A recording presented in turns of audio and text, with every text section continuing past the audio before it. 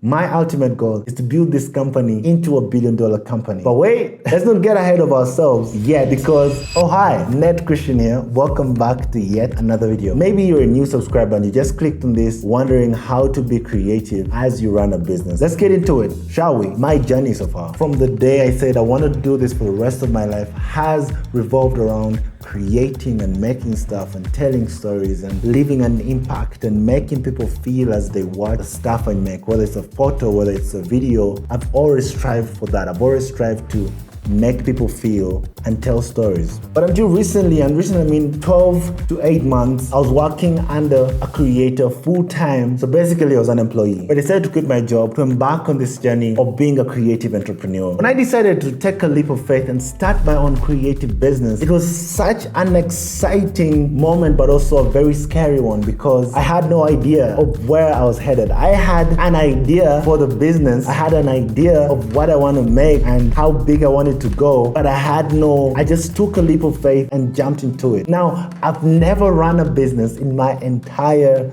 life. This is my first business. I noticed a gap in the landscape of storytelling on social media in Africa. What I noticed that gap was like, I'm gonna pursue this, I'm gonna scale this up because what I'm doing is different and it's giving so much value to so many people. How about I scale it up to businesses and brands and help them grow on social media? Because I have the passion, I have the knowledge, I have the skill set. I've spent years of crafting and understanding how to make an engaging video, how to make a relatable video, how to hook people in, how to make people care about a video, and I've spent time doing that. So why not scale myself up into a business and help people grow on social media? My ultimate goal is to build this company into $1 billion company. But wait, let's not get ahead of ourselves yet because before we get to $1 billion company, we need to get to at least our first million. So my goal is to get to the first $1 million in revenue for this company. How am I gonna do that? I have no idea. Well, that's the point of this series. I want to bring you on a journey of me trying to get to my first $1 million in revenue as a creative business. But I would like to point this out. Where I come from, many think this is being delusional or fantasizing about things you cannot reach. But for this video, I want to give you a few takeaways that I've learned over the past 8 months of taking a risk and jumping into this sea of creative entrepreneurship and having no idea about what to do and having nowhere around you to learn from, but to learn from different sources on YouTube and the internet and figuring out stuff and trying and failing and start trying and failing and trying and failing and failing and just figuring out stuff as you go on. Key takeaway number 1 is focus and cut out all the noise because only you understand the dreams and the goals you have. There'll be like 1 out of 10 people are gonna believe in your dream and your goal, and treasure those people and honor their relationship because those people do not come around often. Cut out the noise of people telling you can't do this, or there's no market for this, or this idea is not gonna work now. Like, cut out all the noise and focus on your goal because there's only one way to find out.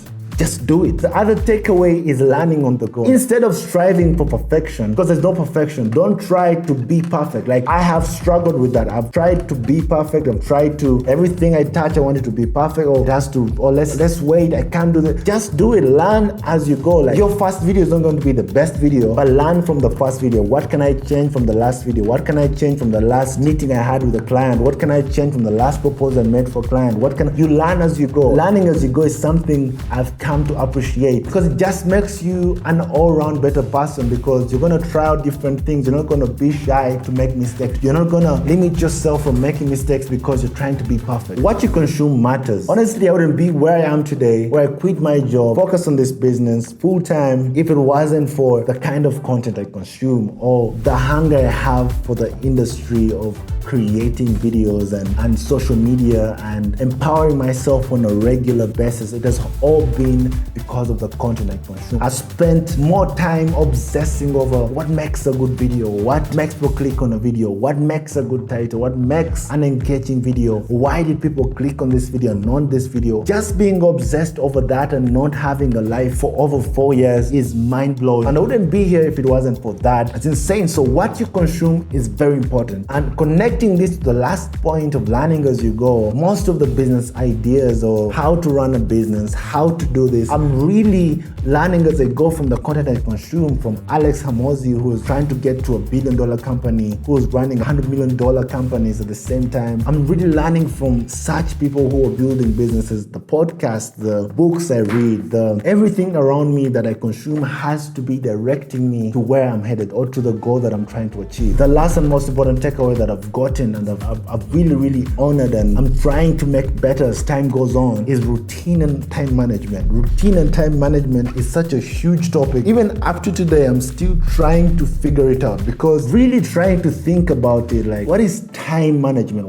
How do you use your time? How do you value your time? How do you value your hour? How do you spend that hour? How do you do everything in your time to get you to that goal? Having a routine has helped me even be more focused. Like, I start my day at 4 a.m., finish because that's when I'm more creative. Write my newsletter. Actually, you can check out my newsletter. Write my newsletter. Work on my business, because the first 4 hours from 4 a.m. to 9 a.m. are the most important hours every single day for me. So having a routine every single day that I follow has really helped me stay focused for me to get to the goal that I want to get to. In the future videos, I'll be diving into most of the habits that I've had to acquire just to get my mind into where I want to get to. Like the habits, is it reading? Is it waking up early? Is it running every day? Is it all those habits? Digging really deep into what it takes. Like, do you just wake up and say, okay, I'm gonna start running, or do you plan? Do you get into that? Like, I'll be diving into each habit that I've had to acquire, just set my mind to get me to the goal that I would like to get to. There you have it. I hope you found this valuable. I'll see you in the next video. Make sure to subscribe, leave a like, and let me know what you think. It's been a minute. Say hi, don't be shy. I'll be able to reply to every comment in this video. I can't wait for us to walk this journey together.